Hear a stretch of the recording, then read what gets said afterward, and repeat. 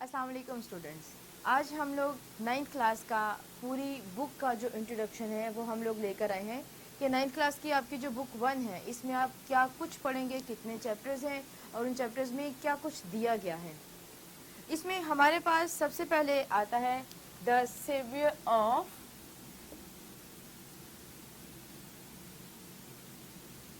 Main kind, انسانیت کو بچانے والا, انسانیت کا نجات دہندہ.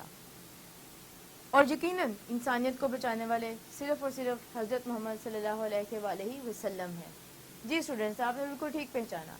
اس چیپٹر میں ہم پڑھیں گے نبی پاک صلی اللہ علیہ وآلہ وسلم کے بارے میں, جو کہ اللہ کے آخری رسول ہیں, اور انہوں نے کس طریقے سے بنی نوع انسانیت پر بہت زیادہ اثر و رسوخ رکھا اور کس طریقے سے وہ ہماری زندگیوں پر اثر انداز ہوتے ہیں, اور اس کے ساتھ ساتھ نبی پاک صلی اللہ علیہ وآلہ وسلم نے کس طرح سے تعلیمات لوگوں تک, انسانیت تک, انسان تک پہنچائیں, اور کس طریقے سے وہ ہمیں ہمارا مذہب نبی پاک صلی اللہ علیہ وآلہ وسلم یہ سب کچھ ایک انسان کو, ہم لوگوں کو کس طریقے سے تحریک دیتے ہیں اور کس طریقے سے ہماری رہنمائی کرتے ہیں. یہ ساری تفصیلات جو ہیں ہم اپنے یونٹ نمبر 1 میں دا سیویئر آف مین کائنڈ میں پڑھیں گے. اب چیپٹر نمبر 2 ہے ہمارے پاس پیٹریوٹزم.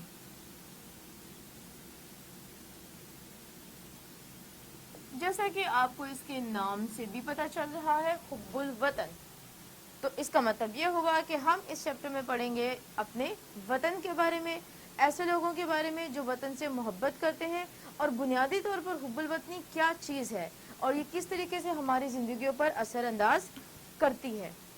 در حقیقت یہ سبق جو ہے یہ ہمیں اس جذبے کے بارے میں جس کو ہم حب الوطنی کا نام دیتے ہیں اس کے بارے میں یہ ہمیں بتاتا ہے. یہ ہمیں ایک محب وطن کی خوبیوں کے بارے میں بھی بتاتا ہے کہ جو حب الوطن ہوگا اس کے اندر یہ کوالٹیز ہوں گی, اور کس طریقے سے جو حب الوطن لوگ ہیں وہ اپنے ملک کے مفاد اور اس کی ترقی کی نگرانی کرتے ہیں, کس طریقے سے اپنی زندگیوں کو صرف اور صرف اس کی حفاظت کے لیے قربان کر دیتے ہیں. جی, اور چیپٹر نمبر 3 ہے ہمارے پاس media and its impact. Media اور اس کے اثرات. ہمیں بہت اچھی طرح سے معلوم ہے کہ آج کل کا جو دور ہے وہ میڈیا کا ہے, اور ہم اس کے بغیر اپنی زندگی جو ہے وہ بالکل بھی نہیں گزار سکتے ہیں. تو اس سبق میں ہم یہ دیکھیں گے کہ جو میڈیا کا کردار ہے وہ ہمارے معاشرے کے اوپر کس طریقے سے اثر انداز ہوتا ہے, میڈیا کے کون سے روشن پہلو ہیں, اور یہ سبق ہمیں یہ بھی بتاتا ہے کہ میڈیا لوگوں کی طرز رائے, ان کی سوچ, ان کی زندگی کو کس طریقے سے بدلتا ہے. یہ لوگوں کی زندگیوں پر گہرے اثرات ڈالتا ہے, اور میڈیا نے دنیا کو گلوبل ولیج میں بدل کر رکھ دیا ہے, اور اس کا کس طریقے سے نقصان اور کس طریقے سے فائدہ ہماری زندگیوں تک پہنچتا ہے. یہ سب کچھ ہم chapter number 3 media and its impact میں پڑھیں گے. جی, چیپٹر نمبر 4 ہے ہمارے پاس حضرت اسما. یہ ایک ایسی شخصیت ہے جن کا اسلامی تاریخ میں بہت ہی اہم کردار ہے.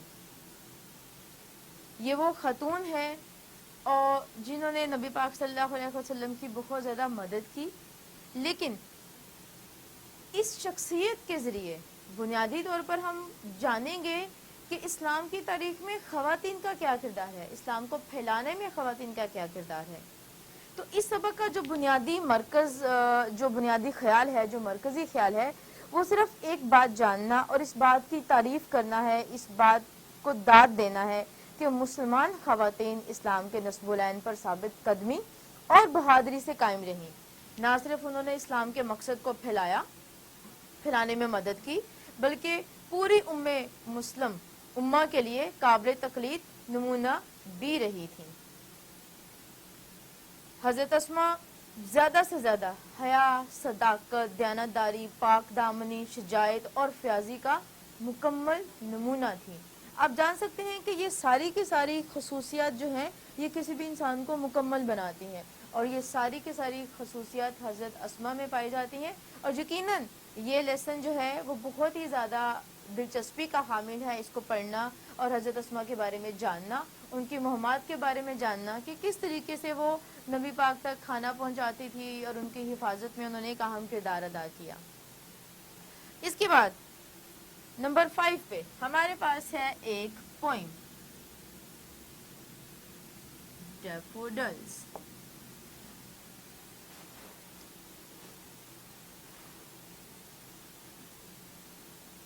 اس نظم کو ولیم ورڈزورتھ نے لکھا ہے۔ اس نظم میں ولیم ورڈزورتھ تخیلات اور احساسات دونوں کی عکس بندی کرتا ہے، جن کا اس کی زندگی میں ایک خاص لمحے سے تعلق ہے۔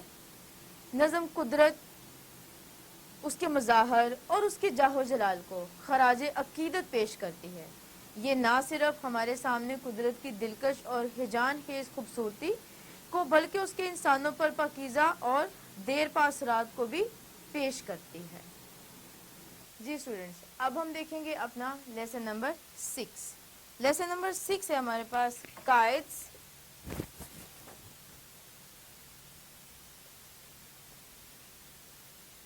وین اینڈ پاکستان، قائد اعظم کا نظریہ اور پاکستان۔ تو ہمیں نام سے ہی پتہ چل رہا ہے کہ اس میں ہم لوگ قائد اعظم کے بارے میں اور وہ اپنے ملک پاکستان کو لے کر، ہمارے ملک پاکستان کو لے کر وہ کیا سوچ رکھتے ہیں اور کس طریقے سے انہوں نے پاکستان حاصل کیا، کس طریقے سے ہمارے جو عظیم رہنما لیڈر قائد اعظم ہیں وہ اپنی قوم اور پاکستان کے لیے بہت زیادہ فکر کرتے تھے۔ ان کی منزل نہ صرف پاکستان کا حصول بلکہ وہ بیک وقت قوم اور ریاست کو مضبوط کرنا چاہتے تھے۔ اس مشن کی تکمیل کے لیے انہوں نے اپنی صحت کی قیمت پر ملک بھر کے دورے کیے۔ آپ پاکستان اور اس کے عوام کی خوشحالی چاہتے تھے اور اس کے لیے آپ نے بہت زیادہ جدوجہد کی۔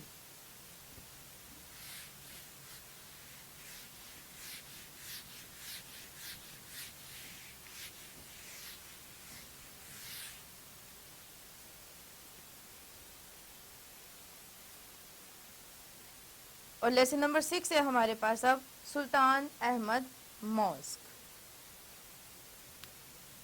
سوری 7 ہے سلطان احمد ماسک۔ یہ ایک بہت ہی مشہور مسجد ہے اور اس یونٹ کا جو مرکزی خیال ہے اسٹوڈنٹس وہ اسلامی طرز تعمیر کی اہمیت کو اجاگر کرنا ہے، اس کو بڑھانا ہے اور اس دنیا اسلامی میں ایک شاندار آرٹ اور فن تعمیر کا نمونہ ہے یہ مسجد، اور اس کو اجاگر کرنا، اس کے بارے میں لوگوں کو بتانا ہی اس کا بنیادی مقصد ہے۔ اب اس سبق میں ہم دیکھیں گے کہ جہاں جہاں مسلمان ہیں وہ تاریخ میں ہر جگہ پر سبقت لے گئے ہیں۔ مسجدیں ہمیشہ اسلامی فن تعمیر کا نمایاں حصہ رہی ہیں۔ یہ مضمون نہ صرف سلطان مسجد کی عظمت کو بیان کرتا ہے بلکہ اس وقت کے ماہرین کی فن تعمیر کی مہارت، ان کی قابلیت اور ان کی صلاحیت پر بھی ایک روشنی ڈالتا ہے۔ نمبر 8 ہمارے پاس ہے ایک poem stopping by woods on a snowy evening.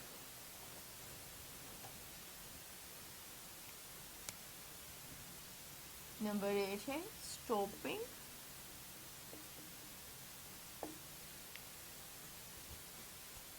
By woods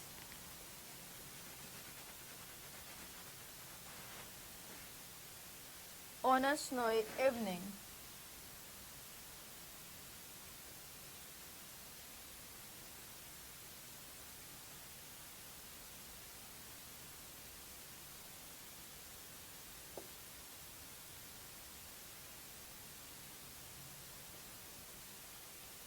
G students, یہ ایک بہت ہی زیادہ خوبصورت نظم ہے جس میں ہمیں بہت ہی زیادہ سمبلز جو ہیں وہ ملتے ہیں، اور یہ ہم لوگوں کے لیے ایک بہت ہی زیادہ سبق آموز ایک نظم ہے، کیونکہ اس میں فطرت کو بیان کیا گیا ہے، اس کی ہیجان خیز خوبصورتی کو بڑی خوبصورتی سے شاعر نے بیان کیا، لیکن اس کے ساتھ ساتھ وہ اپنے روزمرہ کے کام جاری رکھنے کو بھی ترجیح دیتا ہے، وہ اس کی طرف بھی اشارہ کرتا ہے۔ تخیلاتی دنیا بہت زیادہ پرکشش ہے، لیکن انسان کو حقیقی اور تخیلاتی دنیا میں توازن برقرار رکھنا چاہیے، یہ اس نظم کا بنیادی مرکزی خیال ہے۔ اس کے بعد ہمارے پاس جو لیسن ہے وہ ہے All is not lost. Number 9. All is not lost. سب کچھ ختم نہیں ہوا۔ اسٹوڈینٹس، یہ ایک بہت ہی زیادہ اہمیت رکھنے والا ایک سبق ہے، کیونکہ اس میں دکھایا گیا ہے کہ پاکستان میں ایک نرسنگ کا ایسا شعبہ ہے جس کو زیادہ اہمیت نہیں دی جاتی ہے۔ یہ ہماری بدقسمتی ہے۔ نرسیں دن رات مریضوں کی خدمت کرتی ہیں، اتنا گھر والے بھی نہیں کر پاتے ہیں جتنا نرسیں کرتی ہیں، لیکن اس کے باوجود ہم ان کو اتنی قدر نہیں دیتے ہیں۔ اور یہ بھی کہانی ایک نرس کی ہے جس نے اپنے ایک مریض کے لیے ہر چیز کو بھلا کر اس کو موت سے زندگی کے منہ میں واپس لے کر آیا۔ ہم کچھ پیشوں کی قدر تو کرتے ہیں اور کچھ پیشوں کی بالکل بھی نہیں کرتے ہیں، تو اس لیے یہ جو سبق ہے یہ نرسنگ کے پیشے کی اہمیت کو بڑے اچھے طریقے سے ہمیں بتاتا ہے کہ کس طرح سے ایک سنجیدہ نرس کی کوشش اور مضبوط عزم ایک مریض کو جو اپاہج ہونے کے قریب تھا اس کو بچاتا ہے۔ تو اس سلسلے میں ہم لوگوں کو بھی چاہیے کہ ہم لوگ جب بھی اسٹوڈنٹس کو یہ ساری چیزیں پڑھائیں تو اس چیز پر ہمیں واضح طور پر دھیان رکھنا چاہیے کہ نرسنگ کا شعبہ ایک بہت ہی زیادہ رسپیکٹیبل اور ایک بہت ہی زیادہ اہمیت رکھنے والا شعبہ ہے، کیونکہ اگر ہمارے ہاسپٹلز میں نرسز ہی نہ ہوں تو ہاسپٹلز میں مریضوں کی دیکھ بھال کون کرے گا؟ اس کے اوپر ایک بہت بڑا سوالیہ نشان لگتا ہے۔ سو اسٹوڈینٹس، ہمارا جو نیکسٹ منتھ جو ہمارا ٹاپک ہے، جو لیسن ہے ہمارا، وہ ہے ہمارے پاس ڈرگ ایڈکشن۔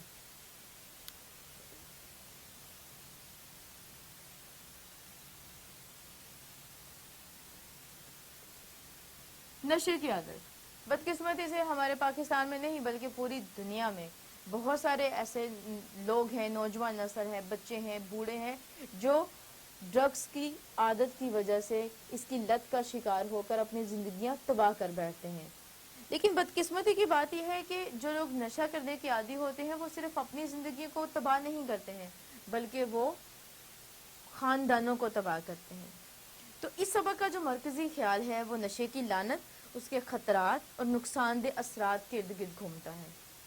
یہ بحالی صحت کے مراکز کی اہمیت کو بھی اجاگر کرتا ہے جو نشے کے عادی لوگوں کا علاج کرتے ہیں، ان کے بارے میں بھی اس سبق میں بتایا گیا ہے کہ جگہ جگہ پر ریہیبلیٹیشن سینٹرز قائم کیے گئے ہیں جہاں پر ایسے لوگ جاتے ہیں اور ان کا علاج کیا جاتا ہے۔ یہ اس ناگزیر کردار کو اجاگر کرتا ہے کہ پیشہ ورانہ رائے لوگوں کو صحت مندانہ زندگی گزارنے میں اہم کردار ادا کرتی ہے۔ اور اس سے آگے جو نیکسٹ منتھ ہم لوگوں کا جو ٹاپک ہے وہ ہے noise in the environment. Noise in دا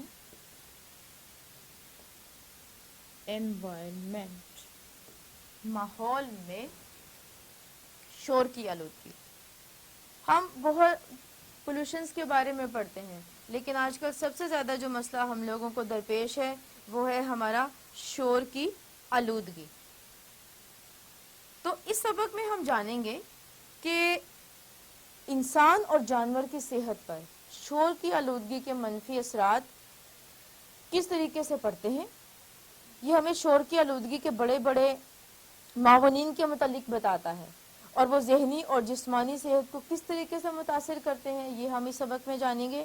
یہ شور کی آلودگی کے مسئلے سے نپٹنے کا بھی ایک خاکہ پیش کرتا ہے۔ یہ سبق ہمیں سولوشنز بھی دے رہا ہے کہ ہم شور کی آلودگی سے کس کس طریقے سے بچ سکتے ہیں۔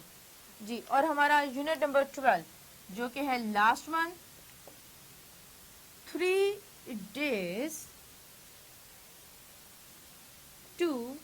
सी, देखने के 3 दिन, बसारत के 3 दिन। स्टूडेंट्स ये लेसन जो है ये बहुत ही ज़्यादा इम्पॉर्टेंट और बहुत ही ज़्यादा इंटरेस्टिंग भी है। इसको हेलन केलर ने लिखा है, जो कि एक ऐसी गैर मामूली औरत थी। उसने महरूम लोगों के एहसासात का बहुत ही माहिराना अंदाज में नक्शा खींचा, उसका जायज़ा लिया हुआ है। जिस्मानी तौर पर बिल्कुल तंदुरुस्त होना मुसन्नफ़ा के मुताबिक एक बहुत बड़ा अतिया है, जिसकी वो लोग बहुत कम कदर करते हैं, जिनको इससे नवाजा गया है। इसके मुताबिक हमें अल्लाह ताला की नेमतों की हमेशा कदर करनी चाहिए। और हेलन केलर ये सारी बातें इसलिए कहती है क्योंकि वो 19 माह की उम्र में एक बीमारी के बाद अंधी और बहरी हो गई थी, और उसके बावजूद उसने अपनी तालीम को मुकम्मल किया। ना सिर्फ अपनी तालीम को मुकम्मल किया बल्कि उसके बाद वो बहुत सारी किताबें को लिखने का सेहरा भी उसके सर पर जाता है। तो ये था हमारा एक मुख्तसर सा एक ओवरव्यू जो सारे चैप्टर्स के बारे में, कि हम उन सारे लेसन्स में क्या कुछ पढ़ेंगे और उनके मरकज़ी ख्याल जो हैं वो क्या हैं। तो आज के लिए इतना ही, बहुत शुक्रिया।